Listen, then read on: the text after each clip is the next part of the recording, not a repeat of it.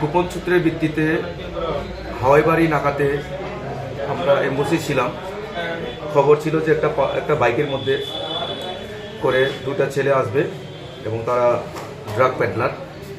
তো সেই খবরের ভিত্তিতে আমরা সেখানে বসেছিলাম এবং বসার পরে প্রায় একটার সময় ওরা এসছে, তাদেরকে আটক করেছি। আটক করে বডি সার্চ করে দেখলাম তাদের কাছে ব্রাউন সুগার 80টা কোটা পাওয়া গেছে, সঙ্গে দুটা মোবাইল আর হাত করিয়ে তো তার পার্সোনাল।